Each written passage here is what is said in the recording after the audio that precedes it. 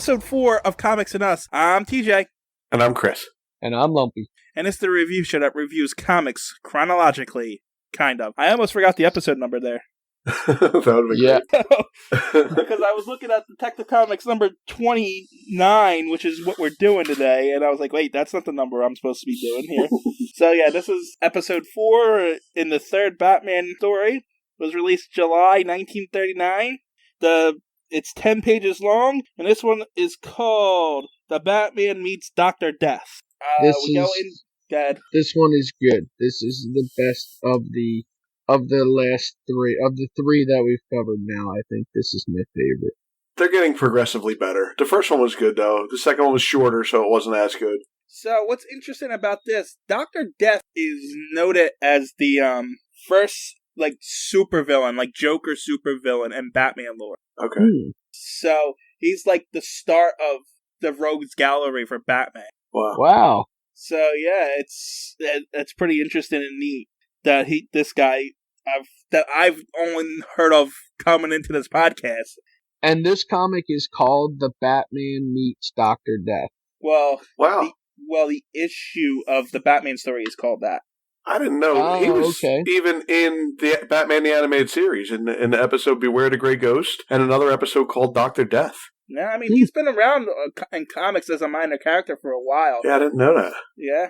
That's why I told you before, and there's a little bit of history with this one. I thought it's pretty cool. Yeah. That's actually really neat. And like I said, I really enjoyed this one. So I can see why it's the start of something.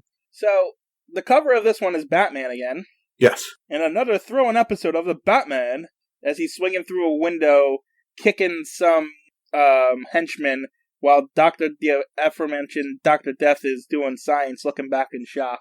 I like his monocle. I know who that guy is, the henchman that he's kicking from reading the thing. But when I first looked at the guy he's kicking on the cover, when I first looked at it, I thought Batman was kicking an old lady. I can see that. Well, Batman's kicking an old lady. I could definitely see that. Yeah. And then when you read the comic, you get it. You see who it is. But when you were to first look at that, it does. It kind of looks like an old lady. That old lady had a knife, though, so I guess she deserved it. You don't kick old ladies. Even if they have a knife? You don't kick old ladies. Anyway, so this one opens up in Dr. Death's laboratory, I guess, or library? In the study of Dr. Carl Helfer. Yeah. Look at that. There's a study. And there he goes. He killed him in the study with a crowbar. Anyway, he's apparently created this gas or something that he wants to deploy on the world, and he's talking to his henchman, Jabba. Jabba? Jabba's a giant Indian guy with a turban on. Jabba. Yeah, and he's huge. You think that's where George Lucas got Jabba the Hutt from? I don't know. He's a big fat guy, so. He is big. And he's Indian, too. But there's no racism behind this. No. He's a friend of his. They don't even mention that he's an Indian guy at all. No, he has a turban on. Yeah. They do mention. Other than that, that's all. They do mention that he's an Indian somewhere. I don't remember where. Do they? I don't remember him mentioning. They do mention it, but it's not in any derogatory tones, so that's nice. Yeah, that's good. Yeah, that's a plus. So he's discussing this, but he's afraid the Batman's going to get in the way, so he puts out notice in the newspaper. Perhaps we can contact him through the personal notice in the notice column in the daily newspapers. Yeah. What's funny to me is Bruce Wayne goes to the place and gets the note, not Batman. This is not how this works either. You cannot go up to the post office and say, hey, I need a letter for John Jones. Well, do you have ID? Are you John Jones? They're just going to hand him a letter because he says that's who he is? And to be honest, anyone could dress up like Batman and go get that note. Right, true. Hey, I'm Batman. But I found it funny that Bruce Wayne goes there. Right. Says, hey, I need this note. No one noticed that Bruce Wayne goes to pick up Batman's letter? Did you notice the name? John Jones? No, I didn't. That's Martian Manhunter's name, isn't it? Yeah. We'll get to it eventually, but Martian Manhunter debuts in Detective Comics. Oh, do they? Yeah. Wow. I didn't know that either. Yeah. But I think it's his own story. Oh, okay. So we won't get to it. So maybe we can cover it on that episode with that because it's an important. Okay. And we like Martian Manhunter. Yeah, he's cool. I do. Well, I like him. I know who he is. I don't know if I like him. I'd have to read it. So Batman gets this letter, and then he goes home, And for some reason, he mentions that it takes a half hour to change and then a half hour to get to the penthouse. Yeah. I don't know why it takes him so long to get changed. Well, because when he says it takes him a half hour to get changed, he starts going through he's finally put something in that utility belt. So there's a little time there. He gets the gas pellets. Yeah, but then he gets his suction cups ready and stuff. I guess he's got to organize, Yeah, this is where we're introduced to him being into gadgets and stuff. Yeah. Yeah, and they finally mentioned the belt, which he's been wearing in all the other panels and the other things, but they don't talk about it until now. Right. So he gets dressed after a half hour, then he gets in his big red car and just drives as Batman. Before he gets into that red car, why is it whenever a superhero gets changed into their outfit, even if there's nobody around, they got to do that pose with their hands on their hips? He's got to do the "look at me, I'm Batman" pose. You're acting like you don't get dressed in front of the mirror and stand there like that. I was about to say, he's definitely in front of a mirror looking at himself right now. Yeah, he thinks he's cool. He's like, "Look at me, I'm Batman." Yeah, I'm Batman. Not Batman. Yeah. So. Before it was cool, I was Batman. So I noticed something about the belt, and in the other comics, the belt buckle on the front is actually a circle. But in the last two episodes, in the book before this and this one, it is now a square buckle on the front. That one's a circle, yeah. But on it's just going back to the early comics. It's on the covers, it's square, but in the comic itself, it's actually a circle. Which tells me that somebody else drew the cover, probably, right? Probably. And then they decided to adopt that square buckle instead of the circle. So, yeah. Anyway, he gets dressed. I guess he goes to the place where the Dr. Death wants him to go. Well, they do mention now that he parks his car away. Oh, because that's not inconspicuous. Yeah, he parks his car away and then he walks back, but at least he tries to not, like it says, the Batman parks his car in a vacant lot where some construction work has been going on. Okay, but Batman's still driving. People can see through his window. He's driving, and he gets out of his car and runs down the street dressed like Batman. Right. Yeah. Anybody can go up to his car and look at it and... The next panel literally says, "A weird figure races through the night." It's just... I love that. It's just... And nobody notices that the Batman is throwing a lasso up onto a ledge? I mean, is it the middle of the night or something? Because the moon is out, so I guess. It's 8:30. Oh, that's right. It's 8:30. It says it's 8:30. Yeah, it's 8:30. But it is dark out. So. Yeah, but it's 1930s. 8:30 was a lot later back then. I guess that's late, yeah. No, but 8:30, the sun goes down at like 6 o'clock in different parts of the year. So. True. So he puts the suction cups on, and then that panel, in my head, it went... when he started climbing up the building. So, what I don't understand about the suction cups, I don't think suction cups work like that on brick. Is that the building not made of stone and brick? They purposely didn't draw lines on that building. Maybe it's a smooth building. Maybe. Oh, yeah. Well, when he gets to the top, there are bricks when he gets to the top. So the bottom half is smooth and the top half is brick. Oh, I see. Yeah. I understand now. These are Batman suction cups, though. So they stick to brick. They work on brick. Mm-hmm. Yeah, but they're still suction cups. They're special. Science doesn't work that way. This is a comic book, not a science book. Well, if you're going to use science as an excuse, you should at least get it right. Only the bad guys use science. Don't you see that? Have you read... Oh, wait, I forgot who I was talking to. I was going to ask if you ever read a Batman comic. A newer Batman comic, yes. But in this one, Dr. Death is the scientist, not Batman. No, he's a chemist. There's a difference. There's different kinds of sciences. Science only works for scientists, and comic book stuff works for superheroes. Yes, and this superhero has suction cups that work on the wall. So, Batman's ears got larger in this issue. Yeah. Yes. A lot, noticeably larger. Yeah, he kind of looks like a wolf in when he stands in front of the moon in that one. Yeah, he definitely does. So he goes to this place and he's ambushed by stupid henchmen. He walks through the door and they don't do anything. They say, "Put him up." Aren't you supposed to be killing him? Right. You're there to shoot Batman, but then when he walks in, you say, "Put him up first." What? You don't want to shoot him if his hands ain't up? I don't understand what you're doing here. I thought the whole point was to get him by surprise, and of course, Batman throws a statue at them. It literally says, he bit for it. Shall I give it to him? No, the doctor says to kill him. Oh, kill him inside. So they had to wait for him to get inside the building. Okay. Yeah, okay, so that's why they don't shoot him right away. But you can shoot him in the leg before, so he doesn't throw a freaking statue at you beforehand. Yeah. they're not supposed to be smart. They're the henchmen. And Batman knew it was a trap, right? Of course. Yeah. But that's not the point. We're not talking about Batman. We're talking about the henchmen. Well, the henchman, right. Well, if you have an orange suit and a green suit on, then you're stupid. That's the end of that. Why do supervillains always hire stupid henchmen? I don't understand that. They're cheap. They're cheap. They work cheap. They work cheap? Is that what it is? That's what it is. Okay, because if you're a supervillain, you want competent workers? You would think so. You would think so. No, because then they're expendable. True. They're never going to, turn on you either because they're dumb. Yeah, but yes. they can be expendable and loyal competently. They're loyal. They're just dumb. Yeah, but you can have loyal, competent people as a henchman and not care about those people. Yeah, but when they're smart, they start thinking their own thoughts. What I do know is the death count is about to rise. Yeah. Well, not here. Well, it's coming. Because he throws... I just like how he threatens them. Oh, in this right. one. So, Batman takes down the two goons, and Jabba, the Indian henchman, comes in, and then Batman... Well, wait, no, he shoots Batman in the arm. Yeah, he gets shot in this one. Batman gets shot, and there's blood, a little bit. Yeah, Batman's hit. It's blood, but it's not red, it's black. Yeah, it is black. My version, it's red. Oh, really? I have the hard copy, and it's black for some reason. Well, yeah, it's black on mine. There's no blood. It's not red.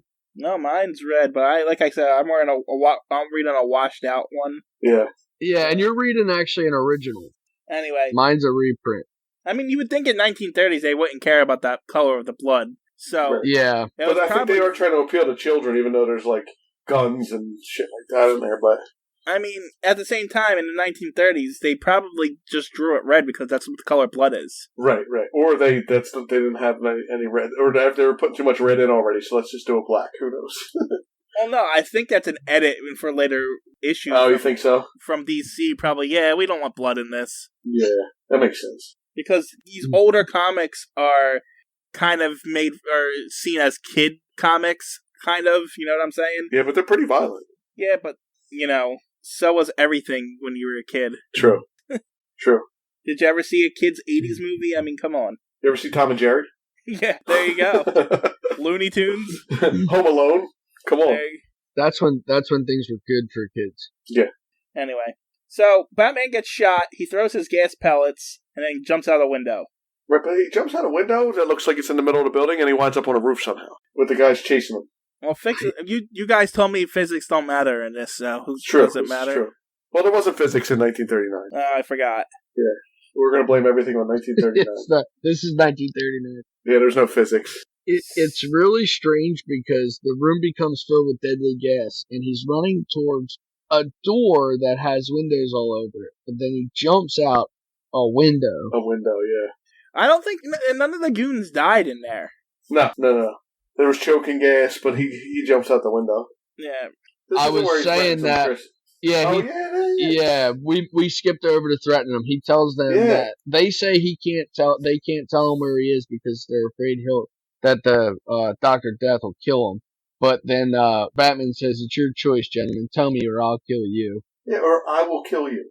Yes, which is not newer Batman would never say that. No, he would say it. It's just, but it wouldn't be for real. Right, but he has killed people in these comics, so right. Newer Batman would threaten it, and the crooks would believe him, but he wouldn't actually do it. Yes, but in this one, I believed him, but he didn't. He scared you a little bit? He scared me. I thought he was going to kill people, and he didn't. He looks scary. He looks pretty scary with his pointy ears and stuff, too. Yes. So anyway, he escapes, he strips down and gets in his car. We get the sexy shirtless shot in his car. Uh-huh. Then he goes to a phone booth. Still shot. There is a phone booth in this one. Yes. Goes to the phone booth. Then he goes to the doctor, where his doctor just brushes off that he got shot. I thought that was weird, too. Try that now. Try that, TJ. Tomorrow, I'll shoot you, and you try going to the doctor and just telling him that you take the bullet out. I shot myself by accident, you know? That's what he says. Well, you know what? He's rich, though. So if you're rich, you can just do dumb things like that.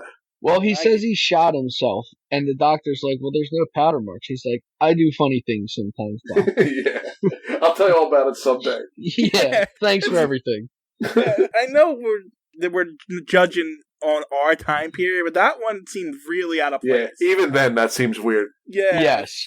I don't know, though, because back in the day, you used to be able to go to, like, the barber to get bullets removed and stuff, too. You know, the barber had that red and white pole was to let them know that they did stuff with blood, too. You know, they did little surgeries and stuff like that. Oh, that's neat. I didn't know that. Yeah. The barber, they would do bloodletting and everything in the barber shop. Wow, Yeah. I actually did know that.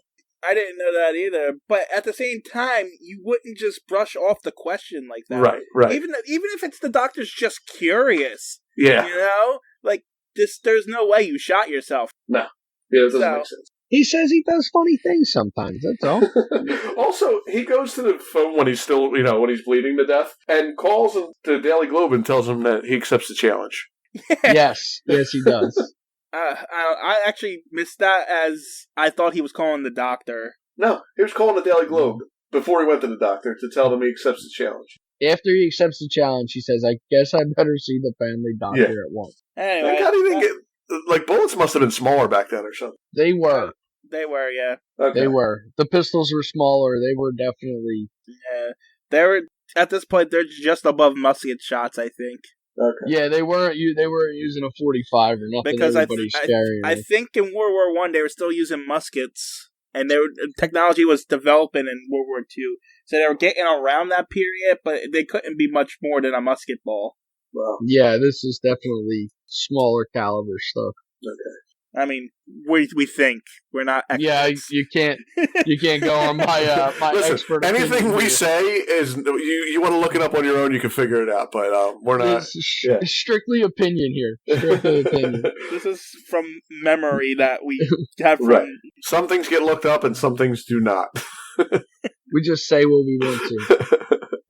So we're back the next morning with Dr. Death. Yeah, and he's already got the challenge down from Batman, yet he decides he wants to kill somebody else because they won't pay tribute to him.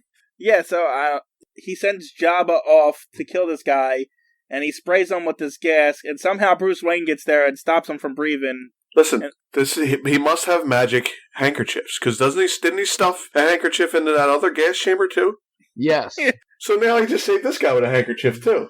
Yeah, but sticking a handkerchief into a pipe to block gas from coming out isn't magic. It doesn't work either. It would stop it enough to allow you to break a glass thing with a brand. I get. Well, now he's got the handkerchief over the guy's mouth, and he says, "Don't breathe," and he's got a handkerchief over his own mouth too. Yeah, but from the time it takes Bruce Wayne to get over there, because they show him a distance away in the spray, that's at least 4 seconds of him breathing. Yeah, that guy. So he breathes something in. So either Dr. Death's thing sucks, or it's not as potent as he thought. Well, and Jabba is blowing it at the back of his head. He is blowing at the back of his head. Now, my question is that all it does is kills you, or is it choking? I don't remember what that gas was. No, he explains it in the beginning of the comic. I don't remember exactly what it is. It's some kind of pollen, and I don't know what it does. Yeah, he doesn't really say. No, he does say. There's a whole explanation in the beginning, like the first 2 panels. I just don't remember what it is off the top of my head. Let's see. Anyway, Batman follows after he saves this guy. Bruce Wayne changes into Batman. No, he doesn't. He follows him as Bruce Wayne, follows Jabba as Bruce Wayne to Dr. Death's mansion, then gets changed and jumps over the wall and climbs through the window. Behind Dr. Death's house, yeah. Yeah, he loves windows. That's the only way he gets in. So then he chokes out Jabba, or he pulls him away with his rope. Right. Rope pulls him back, and then Dr. Death falls down a trap chute, and Batman chases after him. And they land on a mattress. It says he lands on a mat, but it definitely looks like they land on a mattress. It looks like a mattress. Yeah. They do land on a mattress. And then, for some reason, there's a fire? Well, Dr. Death has the pollen. He said, watch the fiery death. He's going to throw something that makes... Fire. Makes fire. But in the next panel, he's throwing a fire extinguisher. No, Batman hits him with the fire extinguisher. I thought he was throwing it. No, Batman. The panel before that, Batman's grabbing the fire extinguisher off the wall, and he nails him with it and makes him drop it in front of him. So why didn't he put out the fire? Because he would rather throw the fire extinguisher. And leave them all to their fiery death, because he literally leaves him and Jabba to their fiery death. He does not care who dies. Batman does not give a shit about life. But nobody matters to Batman. He's killing everybody. Yes. Anyway, I would say his death count is up to 5, but technically it's only 4, which we'll explain in the next issue. Wait, But Jabba dies. Ooh. Yeah, Jabba dies. Okay. That's why his death count went up 1. Well, at the end here it says, but is it death to this arch criminal? Follow further amazing adventures of our amazing and unique adventures of the Batman. So, I don't know. Is he dead? Dr. Death? Yeah. You might have to put him on the death count, and then when we find out later if he's not, then you take him back off. All right. 4, maybe. Possible 5. It's a definite 4, but possibly 5. I don't know. Jabba's pretty big. It could be 2. No. Nah, we don't count it that way. We don't count it that way. It doesn't go by weight. It goes by... Is Jabba no, dead? It's only, Jabba is dead yet. Well, I'll tell you right now that it says... Batman meets Dr. Death. Characters are Bruce Wayne Batman, Dr. Carl Helfern, which is Dr. Death, and it's his first appearance. So we know we may see him again. Jabba, only appearance. And then John P. Van Smith, only appearance. So I'm going to guess that Jabba's dead. Yeah, no, he's definitely dead. I know for a fact. Well, I know for Okay. a fact that he is too, but I'm saying in this comic, it doesn't necessarily Right, it doesn't say that necessarily. he's dead. He was But- knocked out and left in a burning building. He's dead. Yeah.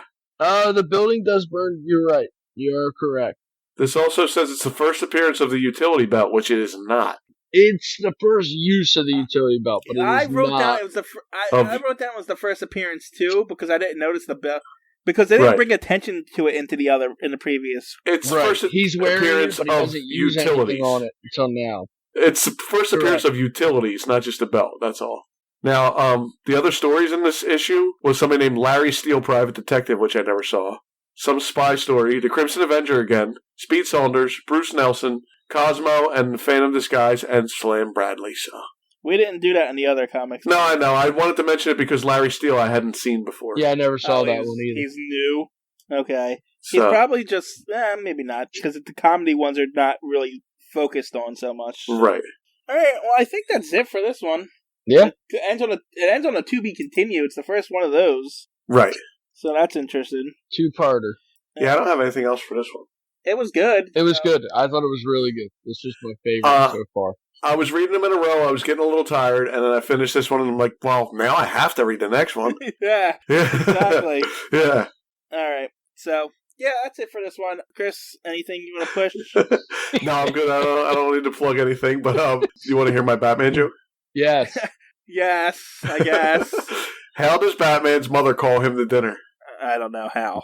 Dinner, dinner, dinner, dinner, dinner, dinner, dinner, dinner, Batman. Bye. That's How does, stupid, too. hold on, how does Batman's mother call him to dinner when she's dead? Oh my God, I can't. Well, I saw one. I hate to tell you this, but I saw one that was really terrible, and I skipped it. It was the first one on the list that I had, and it said, the COVID-19 virus is making us more like Batman, because either we're wearing a mask or our parents are dead. That's what that said. I couldn't believe that it said that. That is not my joke, and I do not want to take credit for that joke. Yeah.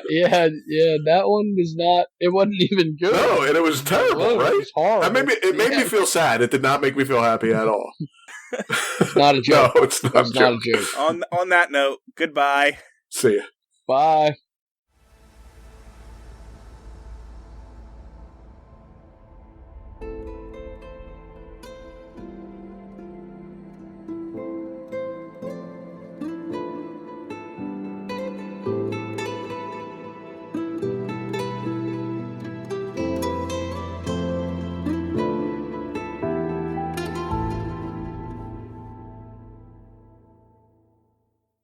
Hello, TJ here from Everything in Us. I just want to do a quick shout out to the people who wrote the opening and outro of the song.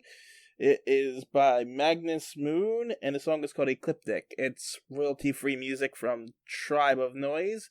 I didn't have to credit them, but I figured they wrote it, they should get some kind of credit for it. Anyway, that's all I wanted to put that. Thanks. Talk to you later. Bye. TJ here from Anime and Us again. Sorry, we pre-record a lot of these episodes ahead of time, and as we went on, we got other people helping us. So here's another credit.